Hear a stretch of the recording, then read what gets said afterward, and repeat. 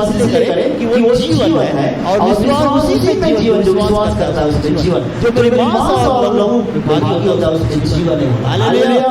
आप प्रभु भोज में क्यों शामिल होते हैं?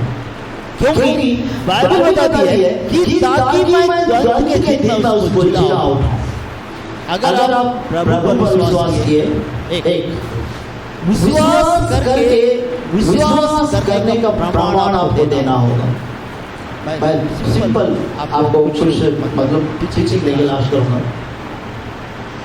हम विश्वासी लोग हैं, विश्वास करने का पहचान है कि हमको उसका प्रमाण देना होगा। प्रभु यीशु प्रमाण दिया, परमेश्वर है वो इस बात का प्रमाण दिया, हर बात पे प्रमाण दिया, वो फेल नहीं हुआ।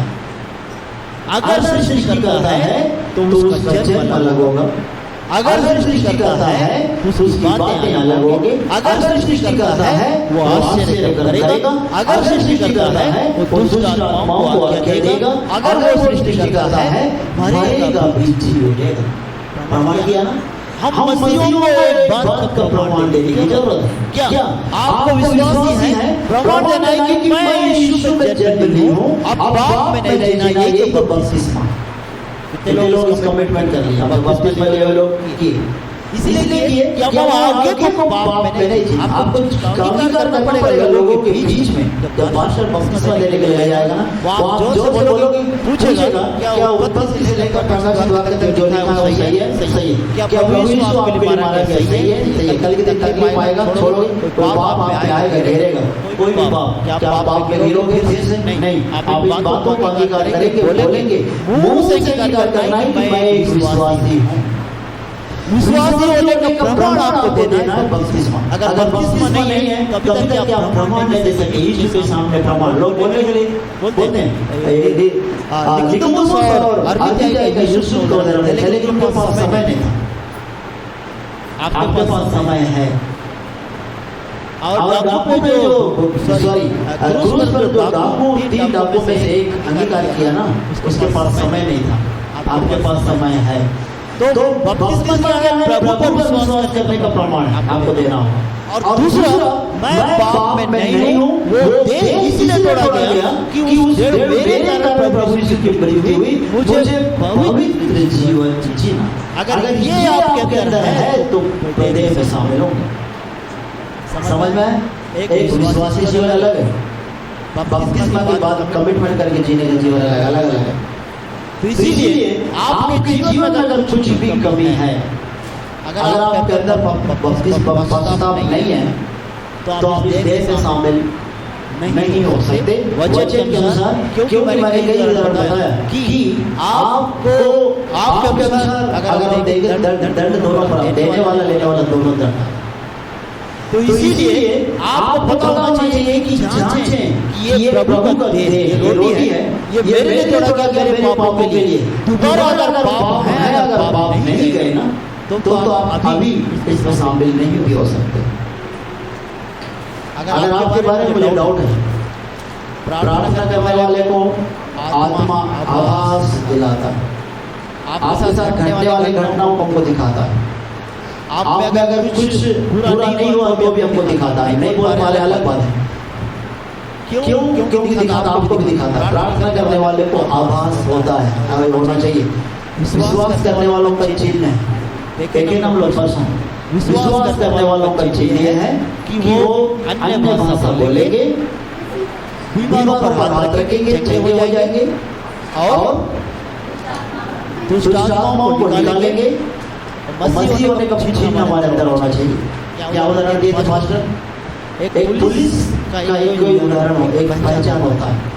उसके पास बंदूक नहीं है तो डंडा भी होता, वो पहचान कुछ नहीं है, वर्दी होगा, कुछ भी नहीं है। हम ट्रैफिक में खड़ा है, डंडा भी नहीं है, तो ड्रेस है, वो ड्रेस देख के आप हाथ ऐसा करने से आप रोकते हैं। क्यों?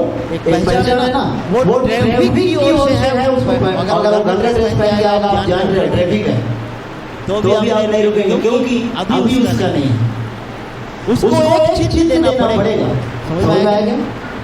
अगर पुलिस है, पुलिस में एक तो चिन्ह देना पड़ेगा, या तो बिना ड्रेस के बंदूक रखने वालों, बिना बंदूक के ड्रेस भी रहता है उनके पास, जैसे के पास कुछ है लेकिन उसका ड्रेस है। स्टार है ना, इससे हम जानते हैं कि वो पुलिस डिपार्टमेंट है ना। वैसे ही मसीह होने का भी एक चिन्ह होना चाहिए। ये चिन्ह अगर है तो ही मसीह है, अन्यथा मसीह। प्रभु यीशु ने बोला विश्वास करने वालों का ये चिन्ह होगा, विश्वास करने वालों का ये चिन्ह होगा, लड़ाई करेंगे, मारेंगे, पीटेंगे, गंदी गाली देंगे, ऐसा लिखा है। कोई भी रिप्लाई किए उसका जवाब ऐसे रिप्लाई करेंगे। मैसेज बोले बहुत अच्छे लग रहे हो, आप भी बहुत अच्छे लग रहे हो, ये चीज है क्या? ये चीज है क्या? विश्वास करने वालों का चिन्ह है कि अगर कोई ऐसा मैसेज दिया, भाई साहब तुम्हारे जैसे लोगों से मैसेज भेजना, अब प्रभु के लोग मेरे मत भेजना दोबारा। कोई जवाब देने लायक है ये है, तो यही चीज है मसीह होने। समझ में आया क्या? समझ में आया? तो यही है प्रभु यीशु के होने का चिन्ह हमारे अंदर होना चाहिए। Hallelujah, hallelujah. प्रभु भोज में लेने, प्रभु भोज देने में शामिल होने के पहले आप बड़े सावधानी के साथ शामिल हो जाए। और एक प्रभु यीशु ने वचन से सिखाया है, दूसरा हमको भी सिखाया है, ताकि आप और मैं दोनों दंड के भागी ना। इससे अच्छा है कि पूरा पश्चाताप। मैं प्रभु सेवा के पहले मैंने एक लाइन में बैठने की जब बोला जाता है तो एक लाइन में बैठेंगे हम, जिसको किनारे बैठने बोलो तो किनारे बैठेंगे, कोई बाहर नहीं जाएंगे, तो बपतिस्मा नहीं लिए वो आगे वाले समय बपतिस्मा ले लें, और बपतिस्मा ले करेंगे तो आप एक दिन पछताएंगे, क्योंकि हमारा एक उम्र है, हम उम्र में आत्मिक जीवन भी है। इस आत्मिक जीवन में हम जितना ज्यादा आत्मिक आशीष से लेना है उतना ले, आप लेट से लेंगे तो लेट से ही कम आशीष मिलेंगे। तो अंत में आप देखेंगे कि हमारे ऊपर जैसे ऐसे कराते हैं ना, पहले करने वाले लोग ज्यादा कुछ बिजनेस है, फर्स्ट जो कराते हैं ना, लेट ज्यादा जोड़ता है, जब लेट ज्यादा जोड़ गया पैसा ज्यादा है, लास्ट में छूटने वालों का क्या होता है, कंपनी चला भी जा सकता है। प्रभु यीशु वो कंपनी नहीं है जो चला जाए, लेकिन पहले ही आप जुड़ के बहुत आशीष आप ले बनाओ ना। क्या बुरा है क्या? प्रभु यीशु में लोगों को जोड़ो, लेख बनाओ। लेख वो नहीं है कंपनी, गलत मत सोचिए। कोई भी चीज को जो गलत है तो गलत है, लेख मतलब एक लेख और चार, मैं भी मेरे घर में चार लेख हो जाए, समझ में आया? तो आप आत्मिक मसीहियों को लेख बढ़ाओ ना, बपतिस्मा ले लो, उनके लिए प्रार्थना करो, प्रभु की सुसमाचार सुनाओ, अपना लेख बढ़ाओ, 50, 60, 100, 1000 लेख बना लो। कंपनी का लेख तो नाश होने वाला भोजन है, कल कंपनी वापस जाएगा, आज कंपनी वाले किसी सीट पकड़ के रो रहे हैं, पैसा डूबे हुए लोग सुसाइड कर ले रहे हैं, पैसा डूबे हुए लोग पत्नियों से तलाक हो रहा है, पैसा डूबे हुए लोग दारू पी पी के परेशान है, बोल रहा है फंसी नहीं होता, ये दारू पी के मर जाता बोल रहे हैं। तो कहने का मतलब नाशवान भोजन के लिए परिश्रम मत करो, जीवन देने वाला यीशु है, उस पर विश्वास करो, बपतिस्मा लो, देव में हर महीना शामिल हो जाओ, पश्चाताप की प्रार्थना से शामिल हो जाओ, सारी आशीषों के भागी हो जाओ, अल्लाह प्रभु को एक दिन प्रसन्न करने वाले हो जाए। प्रभु ये चीज चाहता है अपने बच्चों से। Hallelujah, hallelujah.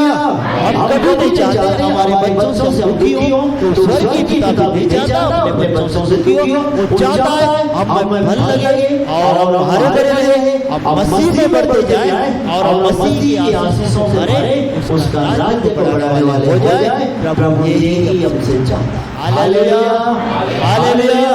हर जवान बहन को एक भाई बहन के नजर से देखना चाहिए। तिमोथी में लिखा, घर में जाकर पढ़ लो। हर जवान भाई रोड में दिखा, बहन मेरा भाई है, ऐसा टेक कर लिखा है। पक्के बाल वालों को मैंने घर में से डाला था ना इस ग्रुप में कि पक्के बाल वाले का आदर करना, ठीक है ना। मैंने पक्के बाल वाले आदमी के साथ ही मैंने फोटो भी डाला, मैंने कोशिश करके देख रहा था ताकि क्यों ऐसा बोला, आपके बाल पक्के हो तो आपका भी कोई आदर करे। प्रभु बाइबल में लिखा है इसको पूरा करना। हालेलुया। पक्के बाल वाले बुजुर्गों को आदर करना। हालेलुया। अगर कोई बहन है तो जवान मेरे ऊपर में कितने बहन है, मुझे बहन के समान ट्रीट करना है, मेरी माँ के संतान पिता के संतान के समान ट्रीट करना है। ध्यान में चलेगा। मेरा उम्र 52 साल कंप्लीट हुआ है कल। कभी भी जन्मतिथि जन्म उम्र को छिपाना नहीं चाहिए, समझ में आया ना। कई लोग छिपाते हैं, मसीहों को तो नहीं छिपाना चाहिए। कैसे? 2 साल कम करके बताते हैं डॉक्टर के सामने। एज क्या है? 44 चलेगा, क्या बोलेंगे? वहाँ आसपास देखने वाले लोग बुरा सोचेंगे, ज्यादा उम्र 42 40 बताए, 5 साल तक 40 ही बताए। अरे उम्र नहीं बताए क्या? अब आप कैसे ट्रीटमेंट करेंगे? 50 साल का दवाई अलग है, 40 साल का दवाई। डॉक्टर कैसे डॉक्टर बोलता है अभी एक बात बोला है, आप सही बताओगे तो रुक जाके बीमारी को पकड़ेगा। आप छिपाओगे तो